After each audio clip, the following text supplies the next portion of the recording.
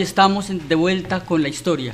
Sí, Me permito saludar también a nuestros televidentes y contarles que estamos de vuelta con la historia y acompañados del maestro Roberto Lozano Batalla, el bonaverense vivo con mayor conocimiento histórico de lo que es Buenaventura y quien le ha hecho seguimiento a través de una enorme cantidad de crónicas que han sido publicadas por diferentes medios y que luego él pudo concentrar en una obra llamada Crónicas Históricas de Buenaventura.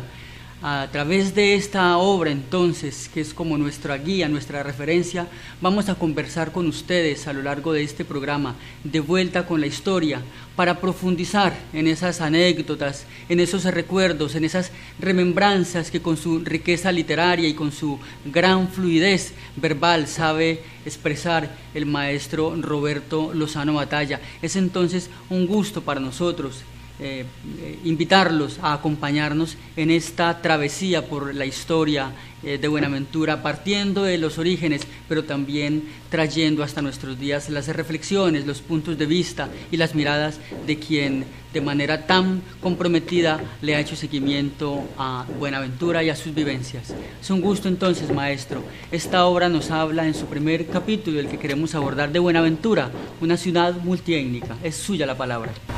Sí, señor. Buenaventura es una ciudad multiétnica. Estamos a puertas ya de el próximo 14 de julio, cuando cumplirá Buenaventura 473 años de fundada. Y entonces forzosamente se motiva uno para hablar de esa gesta. El 14 de julio de 1540 llega don Pascual de Andagoya en tres carabelas, en tres naves marineras, con unos 120 marineros que le acompañaban en las tres, a Buenaventura, y penetra por nuestra bahía después de haber navegado cerca de 3 meses, en los cuales sus provisiones de agua, de alimentos, habían mermado considerablemente, había un gran desespero en ellos. Sin embargo, de todas maneras, cuando entra aquí a la bahía, él viene desesperanzado porque no encuentra vías de comunicación con nadie. Entonces ve al final de la bahía, entrando por Buenaventura, que al fondo hay como una isla que taponara el camino. Esa isla, en resumen, es la isla de Cascajal. Él penetra por allí, pero a medida que avanza, logra ver que hay movimiento en la orilla, lo que ahora es el barrio San José o Sanjú, y acercándose más se da cuenta de que esos indígenas que estaban allí, que eran de la tribu de los Noanamaes, una tribu es una familia, los tribus de los Noanamaes, y se calcula que eran más o menos unos 200 habitantes los que poblaban la isla de Cascajal en ese momento. Cuando él se acerca y ve el movimiento de gente allí, se llena de una gran ilusión, y dice la historia que es cuando él exclama: esta es nuestra Buenaventura, porque para él significaba que se acababa el hambre, se acababa la sed, y que se ilusionaba a encontrar alguna de las cosas, especialmente el oro, que era la finalidad de los viajes, porque los viajes explorativos estaban encaminados a buscar riquezas en nuestras tierras. Entonces se acerca y hace el desembarco precisamente en la isla de San José, de Sanjú. La isla de San José no se llamaba así, le llamaban isla de Cascajal, los nativos que estaban allí, porque la isla había sido asiento de diversas tribus de otros que llegaban, y uno se extraña y dice: pero ¿cómo así que llegaban unos y otros? Pues claro, la gente, si usted donde está siente que le cae una gotera, usted se corre a un sitio, se corre al otro. Usted se le incomodan tiene dificultades en Buenaventura, dice: me voy para el Chocó, para el Nariño, me voy para el Cauca, me voy para Cali, me voy para el interior, busca otra plaza. Entonces unos y otros van. Ahora usted llega a un sitio, se fue usted para Venezuela, no le convino, se va luego para Panamá, y así sucesivamente. Entonces, al llegar allí, encuentra con que los indígenas nuestros eran personas que vivían completamente desnudos. Esto no era una cosa mal hecha, sino una cosa natural en ellos, porque no había malicia.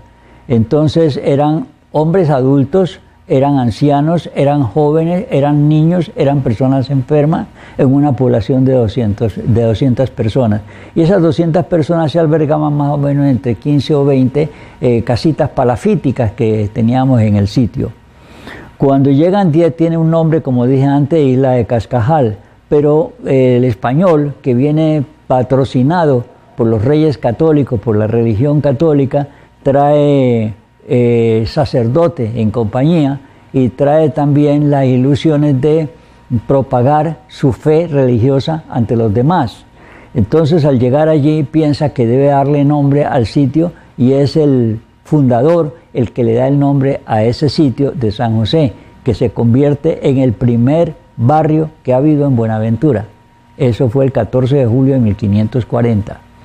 Al llegar allí, encuentra él pues que sí, había alimento porque cazaban, los peces también, y había agua potable, y nota que algunas personas de las que estaban allí, seguramente los jefes, aparecen adornados, desnudos pero adornados con orejeras, con nariceras, con bemberas, con collares, con brazaletes, pero todo en oro de fina filigrana. Entonces él observa dos cosas. En primer lugar, hay oro. En segundo lugar, hay arte. Y todo eso lo deslumbra y dice, no, aquí está resuelto todo. Pero junto con eso, después de pasar 3 meses de viaje, y que vienen con hambre y que vienen con sed, también vienen con una sed lujuriosa. Y encuentran que todas esas indígenas están desnudas. Entonces ellos encuentran que es la oportunidad de saciar lo suyo. Entonces se apoderan de algunas de ellas, y esas personas tienen a su vez su pareja. La pareja trata de protestar y el tipo agarra con el cuchillo, con el arma, con la cosa y lo pone en seco, como quien dice, aprendan, el que no deja esto va a tener consecuencias serias. Entonces abusa. Es para ahí donde empieza la forma esclavizadora hacia ese pueblo indígena que ellos encuentran, dominadora completamente. Ya entrando en referencias con estas indígenas que estaban allí, les pregunta de dónde sacan el agua potable, y el tipo, el indígena, le señala al conquistador, al fundador, le señala, le dice allí, y al señalarle con el dedo, le está señalando una distancia de 200 metros, que es el sitio donde está exactamente San José, y la parte final, la parte nivelada con la orilla del mar, de donde cae el barrio San José.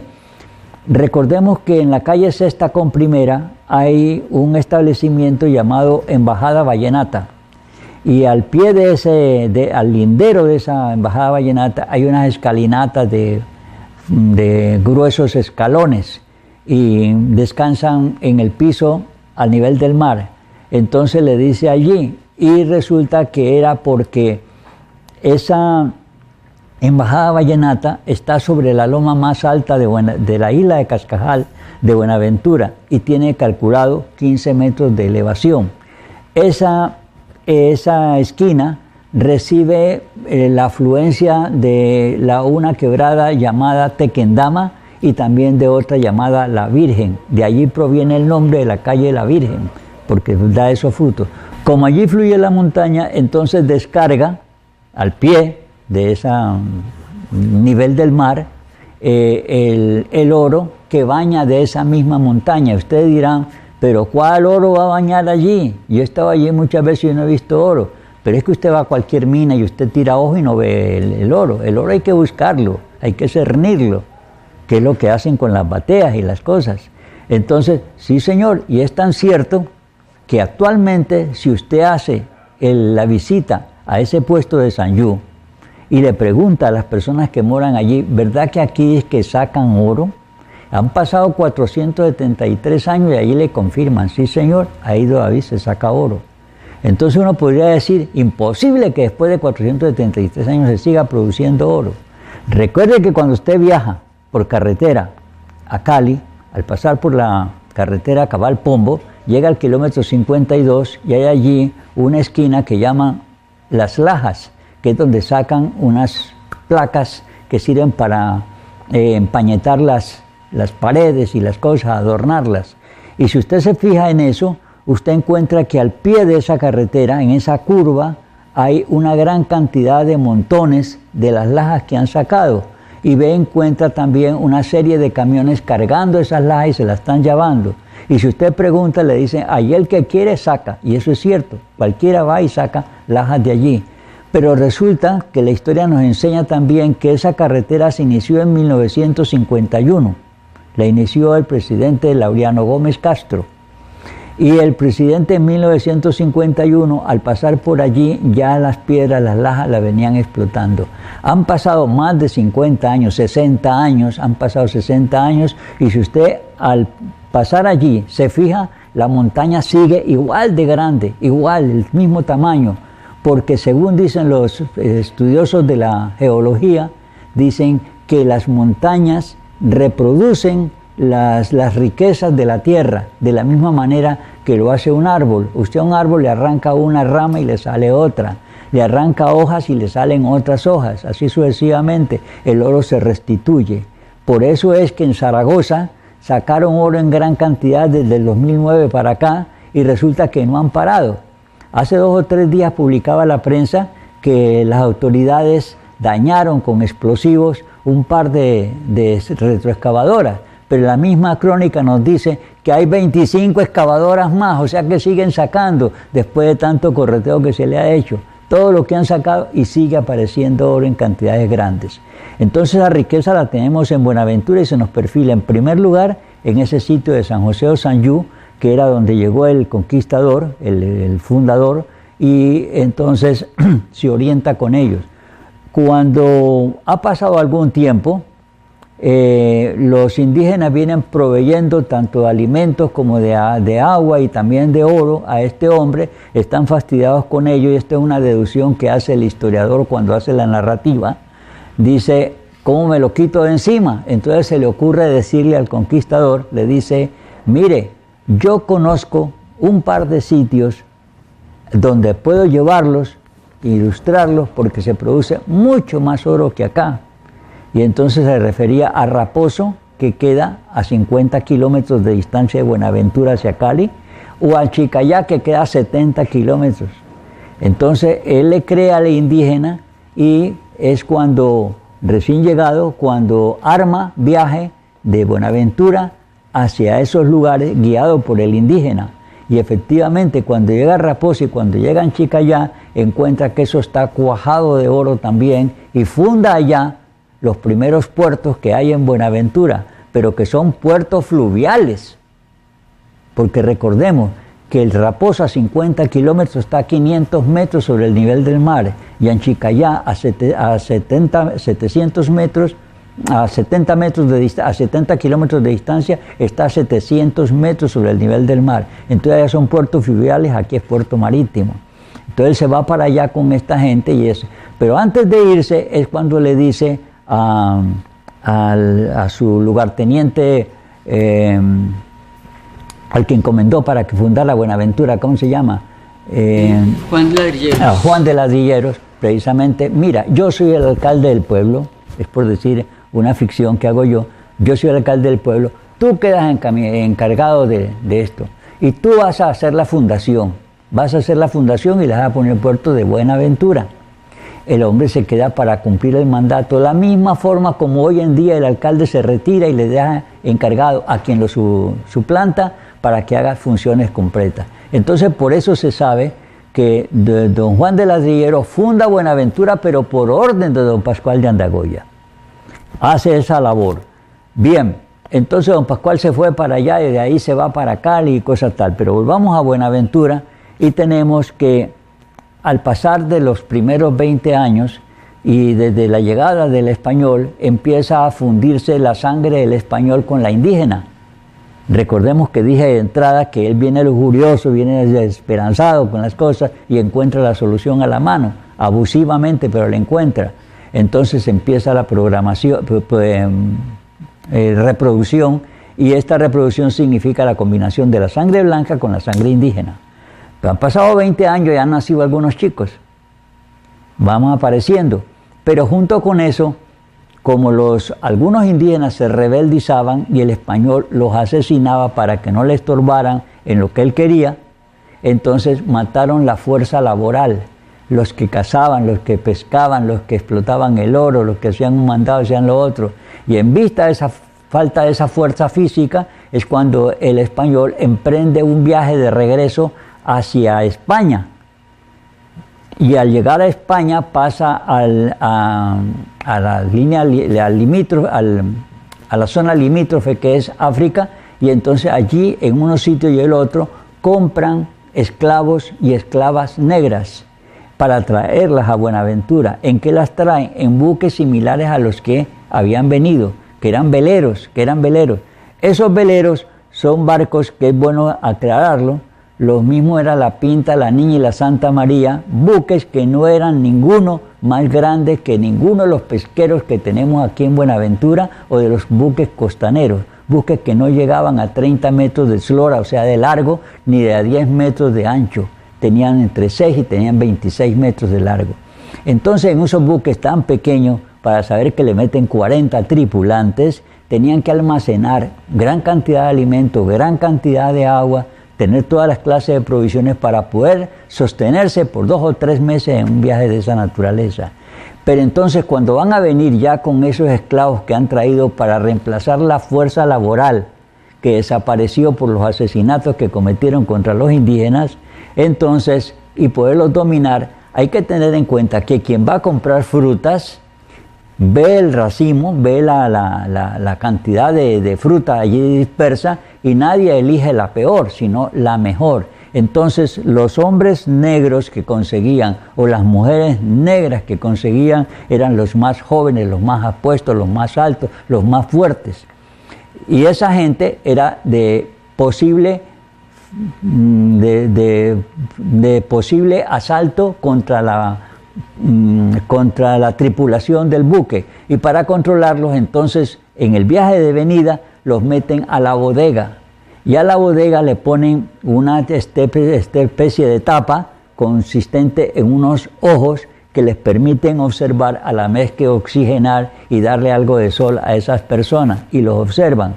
En un viaje tan largo de 3 meses resulta que el esclavo negro tenía la misma habitualidad del indígena.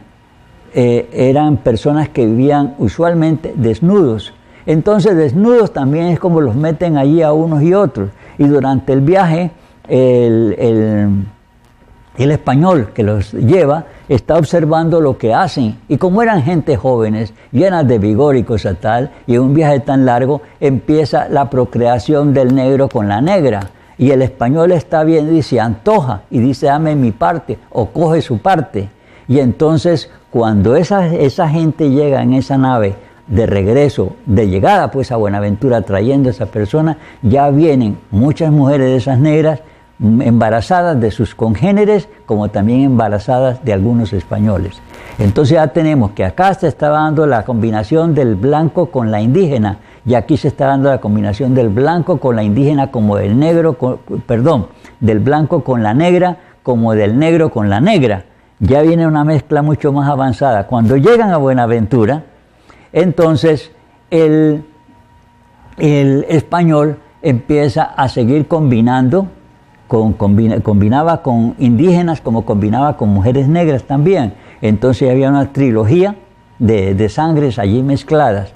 Pero también sucedía el siguiente detalle, que los hijos que habían nacido de los primeros indígenas ya tenían capacidad también de procrearse con los otros. Entonces el uno combinado más el otro combinado se juntaban.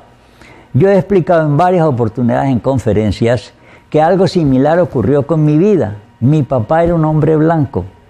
Mi abuelo paterno era un antioqueño, nativo de Cali, residente en Cali.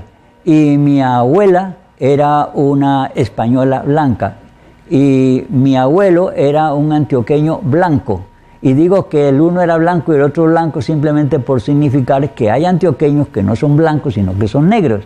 Y hay españoles que no son blancos, sino que son negros. En mi caso, ambos eran blancos. Entonces produjeron a mi papá en consistencia blanca. Pero mi papá se unió con una negra que era mi madre. Y mi madre a su vez era hija de un negro que a su vez se unió con una indígena. Entonces en mí confluyen la sangre blanca, la sangre negra y la sangre indígena, de la misma manera como sucedía en esa época primaria de la creación de Buenaventura. Ahí tenemos una evolución. Entonces avanzan en el crecimiento y la explotación del oro. Recordemos lo que dije antes, todas las avanzadas de españoles que llegaron a nuestros lares venían en busca de riquezas. Y las riquezas no eran tanto por la fruta, especialmente era el oro. No pensaban siquiera en otros materiales, en otros metales, pensaban especialmente en el oro porque era lo que más abundaba. Se fueron enriqueciendo. Al crecer el tiempo, han pasado 50 años y el indígena ha venido soportando pacíficos, como somos de acá del Pacífico, ha venido soportando, pero llega el momento en que la copa se rebosa y planean y ejecutan. Entonces, en una madrugada de 1590, en 1440 fue la fundación, en 1590 han pasado 50 años y entonces incendian a lo que es Sanjú, lo incendian. Y el indígena, después de que incendia Sanjú, se interna en la isla, porque la isla de Cascajal de Buenaventura no era como la vemos hoy, llena de calles y de pavimento y de cosas tal. Por el contrario, era un terreno, esa isla, muy arborizada, muy llena de forestación, perdible para cualquier persona que se metiera allí. Entonces el indígena se esconde en la misma isla para que el español no vaya. ¿Y por qué no va el español? Por la misma razón de que el soldado nuestro no persigue al guerrillero. El guerrillero es vaquiano en el monte, el soldado no. Entonces sabe que meterse allá es caer en trampas, entonces lo deja perder. Pero 10 años más tarde se han apaciguado las cosas y ese indígena quiere regresar. Y para regresar no lo hace por el mismo sitio donde se metió, sino que lo hace a unos 500 metros más hacia el oriente. Recordemos que cuando usted entra por la isla de Cascajal y llega al barrio Sanjú, a su mano derecha queda el oriente, que es por donde sale el sol. 500 metros más adelante queda un sitio que usted conoce bien, que llaman Pueblo Nuevo. Es el sitio por donde salieron los indígenas y le dieron ese nombre de Pueblo Nuevo porque precisamente eso lo era, un pueblo nuevo que hacían ellos. Entonces fue el segundo barrio que tuvo Buenaventura. Ya estamos hablando de 1590 y pasamos a 1600. Hasta allí nos cuenta la historia esa parte y luego la historia nos da un brinco a 1823 para referirnos que en esa época era presidente de Colombia Francisco de Paula Santander, reemplazando en su ausencia al titular que era Simón Bolívar. Y entonces él, pensando en las conveniencias de Buenaventura que pudiera tener, estamos hablando de 1823, entonces él decide darle un título a Buenaventura y es de puerto libre y franco para las importaciones y las exportaciones que sucedieran por el Pacífico. Y lo titula de esa manera, y claro está, Buenaventura se crece en el título, así como ahora nos hemos crecido con el título de que somos puerto Distrito Especial. Pero resulta que el Distrito Especial se empieza a concretar en el 2007, y del 2007 al presente han pasado 6 años, y en esos 6 años todavía no vemos el desarrollo de esa proyección. Tenemos una gran esperanza, una gran ilusión y seguramente nos va a traer bendiciones, pero lo cierto es que hasta el momento no nos ha llegado nada. Así mismo pasa con las circunstancias allá, nos nombran de Puerto Libre y Franco, pero sigue siendo una época en que las únicas naves que circulan en el mundo son los veleros, porque el vapor no existía. Y por esa misma circunstancia usted recordará que el velero tarda mucho tiempo en viajar, es porque se apoya en el viento. El viento lo impulsa y entonces él navega, pero cuando el viento cesa, la nave se paraliza, y si el viento es en contra, lo hace retroceder, o sea, que es como el cangrejo, lo lleva y lo trae, ahí se va yendo mucho tiempo, y se tiene que saber mucho de marinería. Hoy en día, según entiendo, ahora todo es por computador, y las cosas se las ponen de maravillas, y en esa época no lo había. Entonces, nosotros teníamos ya puerto con con el carácter que le dio Francisco de Paula Santander, de Puerto Libre y Franco. Pero éramos un puerto sin terminal. Y eso significaba que nosotros no teníamos nada que hacer, teníamos que esperar que el buque llegara, pero llegaba ¿a qué? En Buenaventura no había nada, no había ninguna conexión de Buenaventura con el interior del país, estaba completamente encerrado. Éramos puerto marítimo natural, pero no éramos puerto marítimo con terminal. Luego, en 1827, regresa Simón Bolívar a su curul y ve lo que ha hecho Santander, lo aplaude y le dice, y yo le añado el título de villa. El título de villa en esa época, en 1827, equivalía a nombre de departamento, es decir, nos engrandece, respalda lo que hizo Santander, lo reafirma y le da título de villa, pero seguimos en las mismas condiciones, seguimos con títulos. Y los títulos no hacen al rey, el título no hace al campeón, el campeón tiene que hacerse a base de sus logros. Bien, entonces saltamos ahora a 1878. El presidente era Abel Largacha, perdón, enseguida me acuerdo el nombre. En todo caso, el presidente de la República congenia con el ingeniero cubano Francisco Javier Cisneros, porque este hombre, Francisco Javier Cisneros, había realizado una serie de ferrocarriles en Colombia, especialmente el ferrocarril del Antioquia, que es el más afamado, pero otros también, le dado buenos resultados. Entonces el presidente Largacha, apellido Largacha, yo me acuerdo del nombre completo, entonces conviene con él en que él haga el ferrocarril que parta desde Buenaventura hacia Cali. Oído bien, él no dice hagan el ferrocarril simplemente, especifica, desde Buenaventura hacia Cali. ¿Por qué Buenaventura hacia Cali? Porque él quería convertir el puerto marítimo, lo quería convertir en terminal. Y para eso arrancaba de allí, que era la base. La base principal era conectar a Buenaventura con el interior, para que el interior de Colombia se pudiera conectar con el mundo a través de Buenaventura. Nos convertía en puente.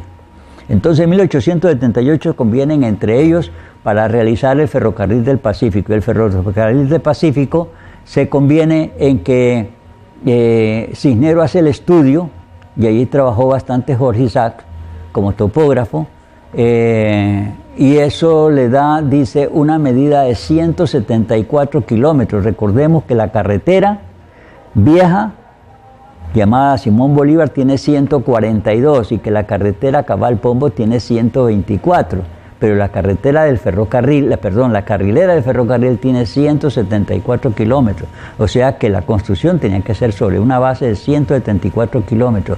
Dijeron que se necesitaban 15 túneles, y esos túneles existen y dan servicio todavía en Buenaventura, dan servicio todos los 15 túneles, y también había que hacer 103 puentes, entre ellos el puente del Piñal, el puente que tenemos en el kilómetro 10, otro puente que también hizo Cisneros, pero hay 103 puentes en la ruta. Lo que ocurre también es que la gente cree que un puente todos tienen que ser del tamaño del Piñal, pero es que un puente es algo que une con otra cosa, nada más, puede ser 1 milímetro y es un puente.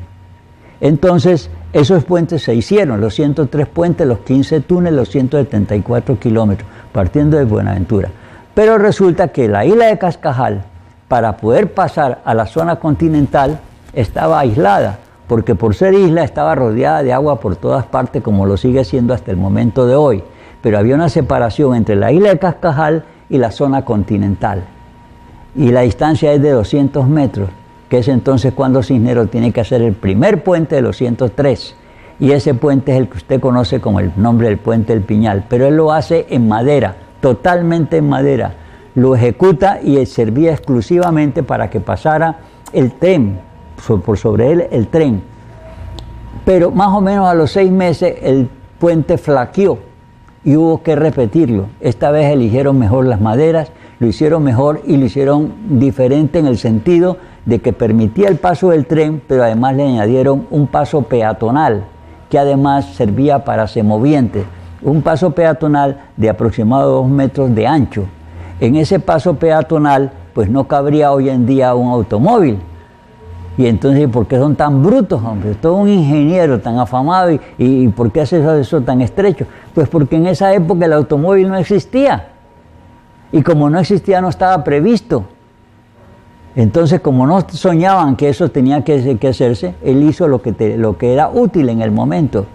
Entonces hizo el puente, y ese puente nos prestó servicio desde 1878, que significa el inicio del ferrocarril, hasta 1882, cuando él entrega el puente. Y desde 1882 hasta 1927, más de 40 años nos prestó servicio ese puente de madera, nos prestó servicio. Ese puente fue reemplazado por uno que hizo la Raymond Concrete Pile Company, en el mismo sitio que usted conoce, y que es el mismo puente que está allí en el Piñal, viniendo de la isla de Cascajal hacia Cali, el que queda a mano derecha. Y para más señas le digo, el mismo que explosionaron con dinamita los insurgentes una madrugada del año 2000. Lo explosionaron y no lograron vencerlo, simplemente le crearon una tronera. El mismo puente que más adelante, hace unos pocos años, y haciendo una inversión multimillonaria de 3.000 y 4.000 millones de pesos, se dispusieron a acabar de tumbarlo y que para rehacerlo, y entonces lo atacaron tanto por un extremo como por el otro y no pudieron. La ley autorizada y todo lo demás a luz pública con todas las dinamitas, no pudieron, demostrando que ese puente no se necesita ser derribado, lo que necesita hacer es reparado, hacerlo útil, pero no le han querido parar bola ese asunto. Entonces estamos allí en el camino de la construcción del ferrocarril.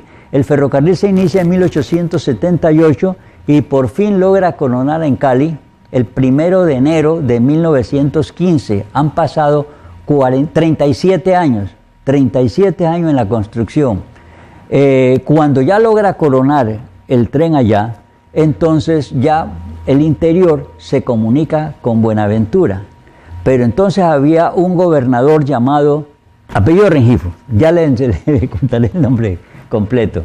El gobernador Rengifo piensa que Buenaventura sigue siendo puerto marítimo pero sin terminal y que es necesario convertirlo en terminal. ¿Qué es un terminal? Donde termina una ruta o donde se inicia un viaje.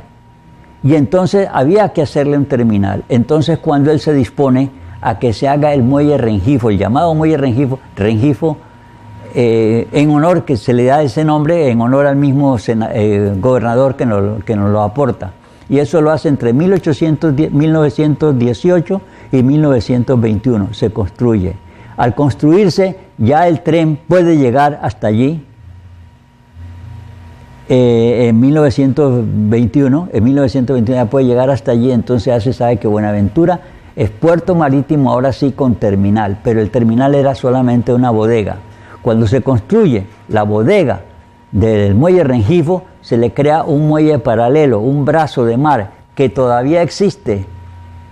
Y cuando usted llega al sitio, llega al hotel estación y camina hacia la derecha, hacia el fondo, viajando hacia el occidente, no al oriente, sino al occidente, usted encuentra, allí está el brazo de mar que llamaron por mucho tiempo la pagoda. Y la pagoda se llamó porque la Secretaría de Educación, la Secretaría de Cultura hizo una construcción tipo pagoda, que es una construcción del Asia, de los japoneses y los chinos, que es muy bonita, es octagonal, con muchos accesorios, es muy bella, y servía precisamente para que los viajeros pudieran, era como quien dice la terminal marítima para turistas. Allí se llegaba, entonces todo el mundo empezó a reconocer al sitio como Muelle La Pagoda. Ese fue un nombre que se impuso y ese nombre quedó en la memoria, pero ya la pagoda desapareció hace mucho rato, y ahora en el sitio donde estaba la pagoda tenemos el nuevo edificio que hizo la institución marítima de la Capitanía de Puerto. La Capitanía de Puerto Nueva es donde está allí el sitio. Bien, entonces hemos dicho que ya el doctor Rengifo, que era periodista también y abogado, nos confiere el uso del muelle, del terminal marítimo. y eso es 1821. Para que Buenaventura tuviera alguna capacidad de poder desarrollar la construcción del ferrocarril entre Buenaventura y Cali, pues arrancaba de Buenaventura, porque de Buenaventura es donde iban a llegar los materiales para poder hacer el ferrocarril. Entonces, ¿dónde los depositaban? Pues los depositaron en una bodega que crearon, que era una bodega, por cierto, una bodega bien grande, con techo de zinc y con medias paredes en su lateral. La razón del techo era para proteger los materiales que allí se albergaran, y los materiales que se esperaban albergar eran para construir el ferrocarril. ¿Qué traían? Pues traían los rieles, traían los clavos, porque aquí no se producía nada de hierro, y también las máquinas del ferrocarril, que vinieron todas de Inglaterra. Inglaterra es quien le vende a Colombia los rieles, quien le vende todas las herramientas y le vende también las maquinarias a Colombia. Todo eso vino desde Inglaterra, y por Inglaterra vino forzosamente por la vía marítima, pero por la vía marítima en veleros. No había buques a vapor, en veleros.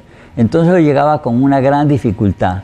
Las máquinas del ferrocarril llegaban desarmadas, porque tampoco había cómo manejar una cosa tan grande como una máquina de ferrocarril, que hoy en día sí hay maquinarias que la levantan completa y la ponen de un sitio a otro, pero en esa época no.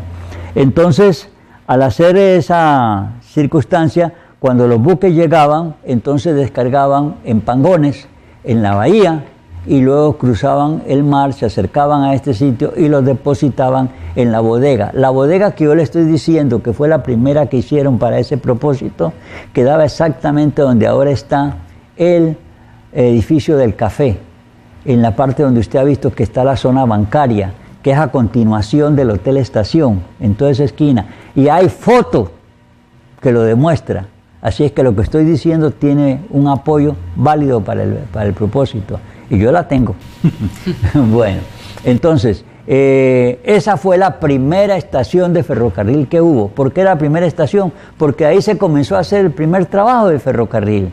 Y cuando las máquinas regresaban o los trabajadores regresaban allí. De ahí partían, de ahí regresaban. Y poco a poco. Luego, más adelante, hicieron una segunda bodega del ferrocarril, que queda exactamente colindante con el extremo occidental, no oriental, occidental, del edificio que ahora se conoce como Bodega Leonidas Lara, sí, la bodega de la Gran Colombiana. Primeramente se llamó Bodega Leonidas Lara, que fue los que le vendieron a la Gran Colombiana. Allí quedaba, y estuvo hasta hace unos 4 o 8 años atrás, un servicio de cars, de esos carritos chocones que había allí, que entretención, en ese sitio, y eso es colindante también con la clínica Buenaventura. Allí quedaba, y esa fue la segunda estación del ferrocarril que tuvo Buenaventura. Observe que todo va saliendo hacia allá.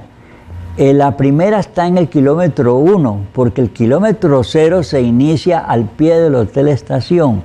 Cuando usted ya llega más adelantico, ya está mediando. Cuando usted está cuando usted llega al hospital departamental de Buenaventura, está al final del kilómetro 2, porque la isla de Cascajal tiene 2,5 kilómetros de ancho y tiene 3 kilómetros de largo.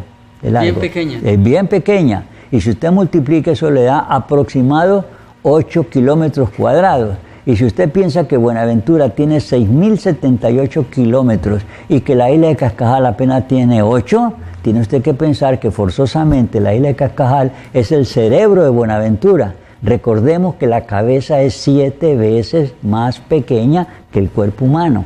Entonces, así mismo, en esa proporción se puede calcular. Por eso yo he escrito diciendo muchas veces, Buenaventura está al pie de la montaña, porque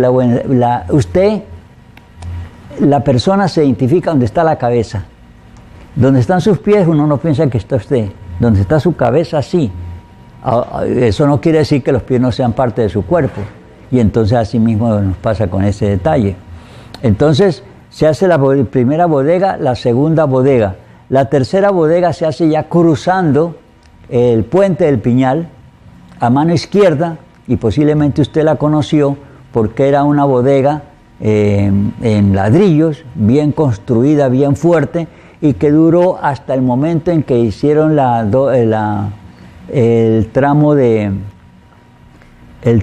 servicio doble calzada, que se le llamaba, donde se hizo la línea férrea nueva que pusieron allí. Para hacerla tuvieron que quitar la bodega. Cuando la despedazaron algo que estaba completamente útil, era un patrimonio histórico de Buenaventura, no le importó nada. No pudieron hacerlo por un ladito, no tenían que llevársela por delante. Ese patrimonio histórico se perdió allí. En todo caso, hasta allí, esa fue la tercera bodega. Y la cuarta bodega de Buenaventura se hizo en el kilómetro 20, donde queda el kilómetro 20, donde queda el corregimiento de vecino de Zaragoza, Córdoba, en Córdoba. Y esa existe, y es fuerte, así como era fuerte esta otra. Esa bodega constituye para Buenaventura el patrimonio histórico más antiguo de cualquier cosa que usted quiera encontrar en Buenaventura, y está completamente vigorosa. La hizo el ingeniero cubano Francisco Javier Cisneros, y allí está en pie, y con seguridad aguanta otros 100 años, porque usted la visita y encuentra que es algo que está muy bien edificado, muy bien construido. Entonces esa fue la cuarta bodega.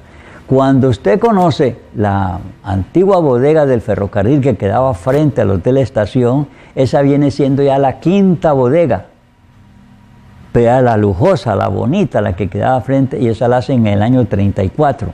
En el orden sucesivo en que las van haciendo. En el orden sucesivo en que las van haciendo. Esa es la quinta bodega, pero es la que más se menciona porque era la bonita, la de mostrar y todo lo demás. Es como también el Hotel Estación no es lo más antiguo de Buenaventura en hotelería. Antes hubo un hotel que se llamó Hotel Nacional y que fue construido exactamente donde está el Hotel Estación.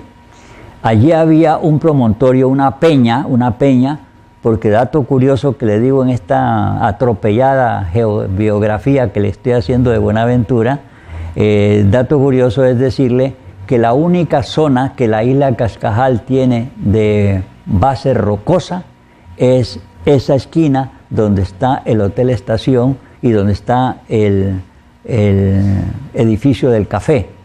Todo eso es pura roca. Y allí había una roca que presentaba un promontorio. Entonces el promontorio lo rebanaron para poder construir allí hicieron una construcción que sirviera de albergue para la parte administrativa del ferrocarril. Le hicieron en 2 pisos y era de fina madera.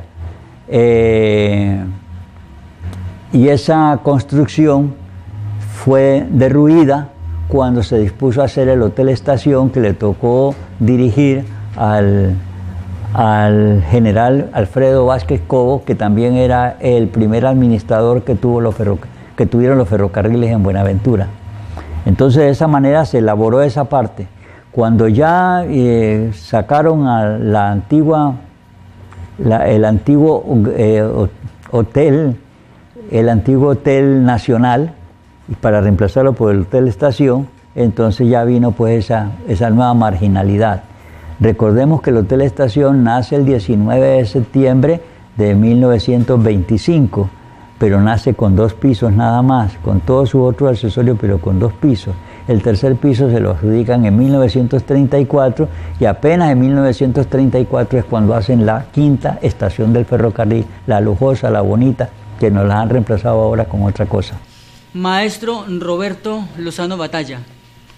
Bueno, me permito recordarle a nuestros televidentes, estamos de vuelta con la historia. Este es el primer capítulo de esta serie que iniciamos acompañados del maestro Roberto Lozano, y ustedes ya pueden ver cómo él ha hecho un recorrido panorámico por la Buenaventura hasta llegar a nuestros días. Y quiero precisamente preguntarle, retomando esta idea central de su primer capítulo del libro Buenaventura, una ciudad multiétnica, a nuestros días pues confluyen, como ya sabemos, personas de diferentes regiones del país, pero se dio esa mezcla que usted describió al inicio.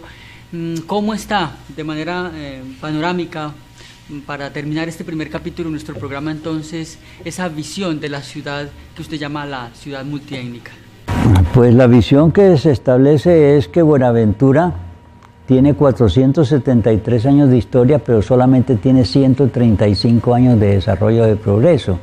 Para mí el desarrollo de Buenaventura inicia en 1878, cuando se inicia la construcción del ferrocarril, y es la producción del ferrocarril la que nos eleva a nosotros a posición de progreso. Se convierte en la primera industria, el primer avance que tenemos. Cuando ya llega el ferrocarril a Buenaventura, llega a Cali, y de Cali pues tiene terminal acá donde llegar también, empieza el avance de lo que es ahora sí el desarrollo del terminal marítimo, que comienza con la primera bodega, o sea, el muelle Rengifo, pero en 1930 ya se empiezan a hacer otras bodegas y va de la 1 a la 4, después se hace la quinta bodega y finalmente tenemos ahora 13 bodegas en una extensión de más o menos 2 kilómetros 100 metros de extensión. Allí pues el progreso ha sido grande y el progreso de esa circunstancia ha sido muy variado. Recordemos también que cuando se inicia el ferrocarril en 1878, nosotros no éramos Valle del Cauca, nosotros éramos Departamento del Cauca.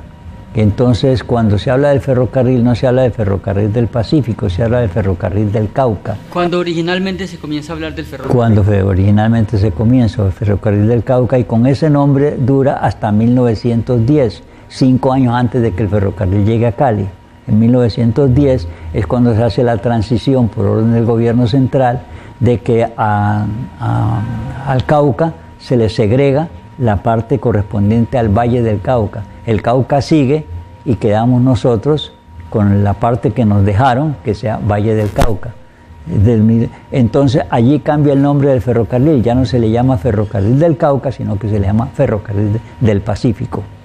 Entonces cuando entra la administración, lo que dominaba en Buenaventura toda la población marítima era el ferrocarril, y el ferrocarril dura con ese nombre hasta 1939, y entonces entra a aparecer una administración que es la apoyada en el Ministerio de Obras Públicas, y con Ministerio de Obras Públicas dura hasta 1959, año en que surge, para bendición de Buenaventura, un hombre llamado Néstor Urbano Tenorio, un parlamentario que, siguiendo consejos del presidente de la República, Virgilio Barcos Vargas, toma un modelo francés, y con ese modelo francés lleva al Parlamento la proposición de hacer la empresa Puertos de Colombia.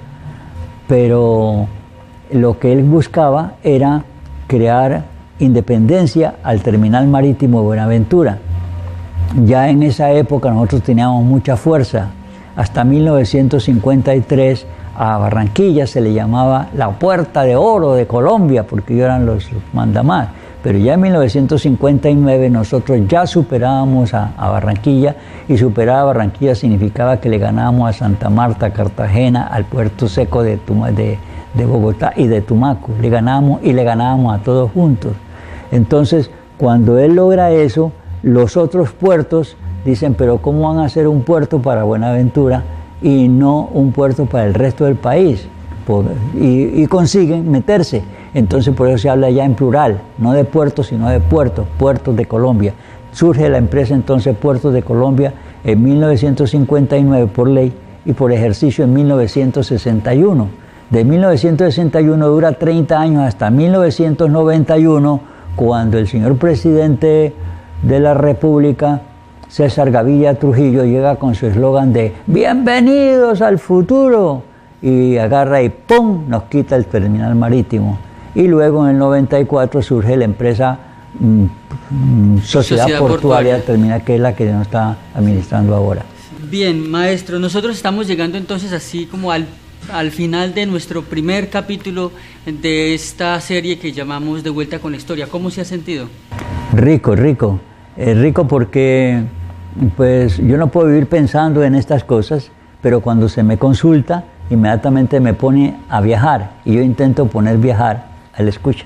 Me imagino que es una de las pocas ocasiones en que usted ha podido centrarse en uno de los tantos aspectos de esta historia que usted tantas veces ha referido, pero que en diferentes escenarios le obligan a sintetizar y entonces a dejar detalles de lado. Correcto, y es más, desafortunadamente, a pesar de que este medio me ha permitido ampliarme mucho más, uno a la medida que va expresando se acuerda que se brincó una cosa, se brincó la otra, se brincó y quisiera contarlo todo. Pero lo afortunado, maestro, es que en esta ocasión sí tenemos la oportunidad de saber que siguen otros capítulos sí, y desde ya podemos anunciarle a nuestros televidentes que luego vendrá entonces el capítulo de Añorando a la Grand Line. Sí, a la Grace Line, sí, Grace señor. Line. Grace Entonces, Line. A partir de ese capítulo usted va a poder hacer añoranza un poco de la parte urbana de Buenaventura, de las vivencias de la ciudad, de cómo surgieron personalidades de la época y cómo se fue expandiendo urbanísticamente hablando la ciudad. Sí, señor, correcto. Bueno, a nuestros televidentes les agradecemos por habernos acompañado, les estamos recordando, vendrá un siguiente capítulo donde el maestro Roberto Lozano Batalla seguirá hablando con ustedes, compartiéndoles acerca de sus recuerdos y de sus reflexiones en torno a Buenaventura, basados por supuesto en sus documentaciones, en sus búsquedas, que como ustedes pueden ver nos las ha presentado con lujo de detalles. Yo no diría solamente que ha sido una magistral exposición, sino una majestuosa exposición. La verdad es que volaron estos 50 minutos, estamos por encima un poco de los 50 minutos y eso es señal de la forma amena e interesante como el maestro Roberto Lozano Batalla pues ha sabido entregarnos para la presente generación y para las futuras estas reflexiones y estas añoranzas. Yo he dicho muchas veces que la llegada de Yubarta a Buenaventura ha sido una bendición, pero la llegada de Yubarta sola no es tanto. Sus animadores, usted, sus compañeros, el equipo que lo acompaña, se hacen cosas maravillosas por Buenaventura. Esto es hacer patria. Maestro, muchísimas gracias. Bien, a nuestros televidentes, les agradecemos infinitamente por habernos acompañado y les invitamos a continuar con la programación de Yubarta Televisión.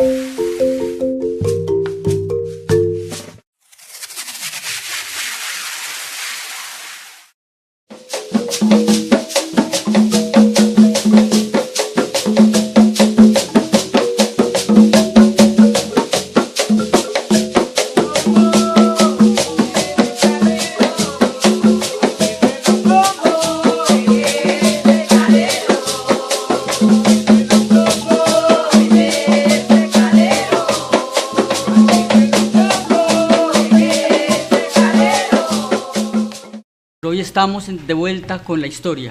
Sí, Me señor. permito saludar también a nuestros televidentes y contarles que estamos de vuelta con la historia y acompañados del maestro Roberto Lozano Batalla, el bonaverense vivo con mayor conocimiento histórico de lo que es Buenaventura y quien le ha hecho seguimiento a través de una enorme cantidad de crónicas que han sido publicadas por diferentes medios y que luego él pudo concentrar en una obra llamada Crónicas Históricas de Buenaventura.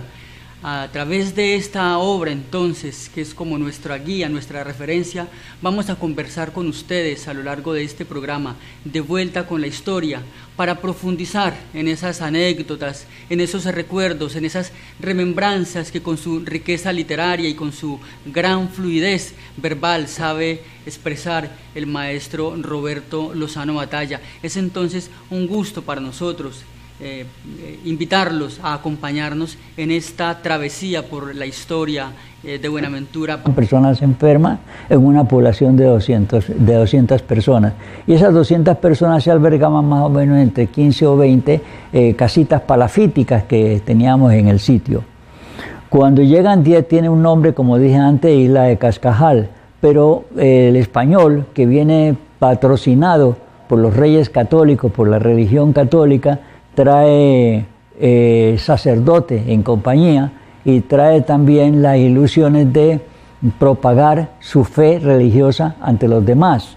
Entonces, al llegar allí, piensa que debe darle nombre al sitio y es el fundador el que le da el nombre a ese sitio de San José, que se convierte en el primer barrio que ha habido en Buenaventura. Eso fue el 14 de julio de 1540.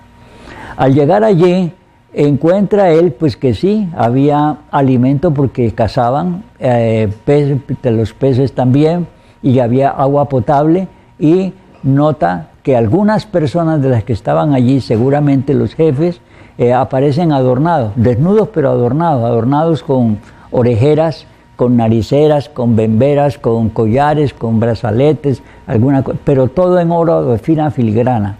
Entonces lo observa dos cosas: en primer lugar hay oro, en segundo lugar hay arte, y todo eso lo deslumbra y dice, no, aquí está resuelto todo. Pero junto con eso, después de pasar 3 meses de viaje, y que vienen con hambre y que vienen con sed, también vienen con una sed lujuriosa, y encuentran que todas esas indígenas están desnudas.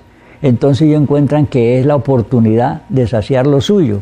Entonces se apoderan de algunas de ellas, y esas personas tienen a su vez su pareja.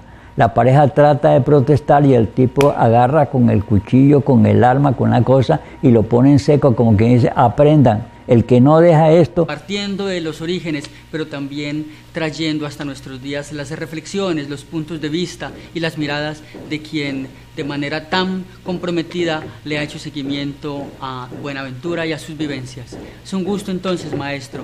Esta obra nos habla en su primer capítulo, el que queremos abordar, de Buenaventura, una ciudad multiétnica. Es suya la palabra. Sí, señor. Buenaventura es una ciudad multiétnica. Estamos a puertas ya de... el próximo 14 de julio, cuando cumplirá Buenaventura 473 años de fundada, y entonces forzosamente se motiva uno para hablar de esa gesta. El 14 de julio de 1540 llega don Pascual de Andagoya en 3 carabelas, en 3 naves marineras, con unos 120 marineros que le acompañaban en las 3, a Buenaventura, y penetra por nuestra bahía después de haber navegado cerca de 3 meses, en los cuales sus provisiones de agua, de alimentos, habían mermado considerablemente, había un gran desespero en ellos. Sin embargo, de todas maneras, cuando entra aquí a la bahía, él viene desesperanzado porque no encuentra vías de comunicación con nadie. Entonces ve al final de la bahía, entrando por Buenaventura, que al fondo hay como una isla que taponara el camino. Esa isla, en resumen, es la isla de Cascajal. Él penetra por allí, pero a medida que avanza, logra ver que hay movimiento en la orilla, lo que ahora es el barrio San José o San Yu. y acercándose más se da cuenta de que esos indígenas que estaban va a tener consecuencias serias, entonces abusa. Es para ahí donde empieza la forma esclavizadora hacia ese pueblo indígena que ellos encuentran, dominadora completamente. Ya entrando en referencias con estos indígenas que estaban allí, les pregunta de dónde sacan el agua potable y el indígena le señala al conquistador, al fundador, le señala, le dice allí, y al señalarle con el dedo, le está señalando una distancia de 200 metros, que es el sitio donde está exactamente San José, y la parte final, la parte nivelada con la orilla del mar, de donde cae el barrio San José. Recordemos que en la calle Sexta con Primera hay un establecimiento llamado Embajada Vallenata, y al pie de al lindero de esa Embajada Vallenata hay unas escalinatas de gruesos escalones y descansan en el piso al nivel del mar. Entonces le dice allí, y resulta que era porque esa Embajada Vallenata está sobre la loma más alta de la isla de Cascajal, de Buenaventura, y tiene calculado 15 metros de elevación. Esa esquina recibe la afluencia de una quebrada llamada Tequendama y también de otra llamada La Virgen. De allí proviene el nombre de la calle La Virgen, porque da esos frutos. Como allí fluye la montaña, entonces descarga al pie de ese nivel del mar el oro que baña de esa misma montaña. Ustedes dirán, pero ¿cuál oro va a bañar allí? Yo he estado allí muchas veces y no he visto oro. Pero es que usted va a cualquier mina y usted tira ojo y no ve el oro. El oro hay que buscarlo, hay que cernirlo. Van allí que eran de la tribu de los Noanamaes. Una tribu es una familia.